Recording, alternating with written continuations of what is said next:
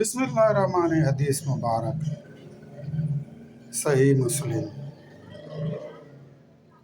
رسول صلی اللہ علیہ وآلہ وسلم نے فرمایا، شیر خوار بچے کا پیشاب، اس کو دھونے کا طریقہ۔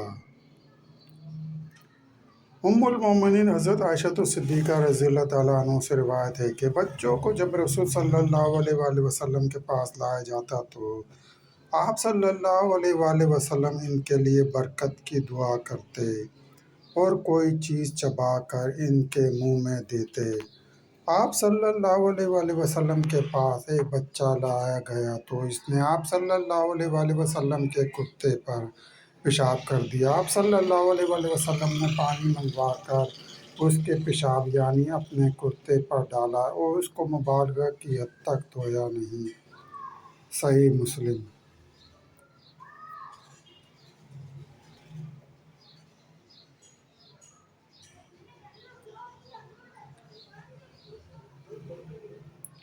حضرت سیدہ عائشہ صدیقہ رضی اللہ تعالیٰ عنہ سے روایت ہے کہ رسول صلی اللہ علیہ وآلہ وسلم کے پاس ایک شیر خوار بچہ لایا گیا تو اس نے آپ صلی اللہ علیہ وآلہ وسلم کی گود میں پیشاب کر دیا۔ آپ صلی اللہ علیہ وآلہ وسلم نے پانی منگوایا اور اس پر ڈال دیا۔ صحیح مسلم۔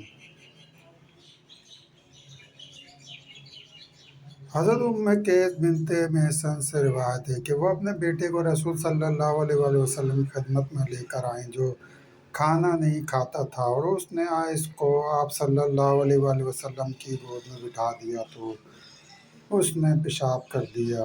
آپ صلی اللہ علیہ وآلہ وسلم نے اس پر پانی چھڑکنے سے زیادہ نہیں کیا۔ صحیح مسلم۔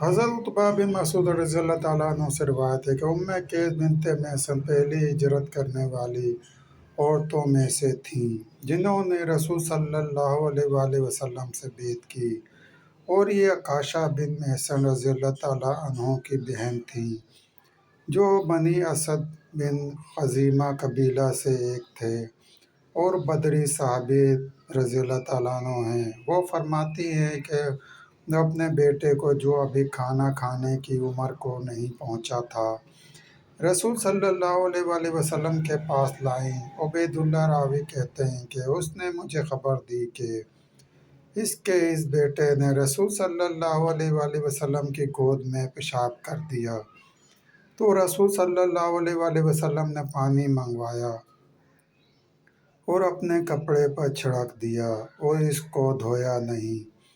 صحیح مسلم۔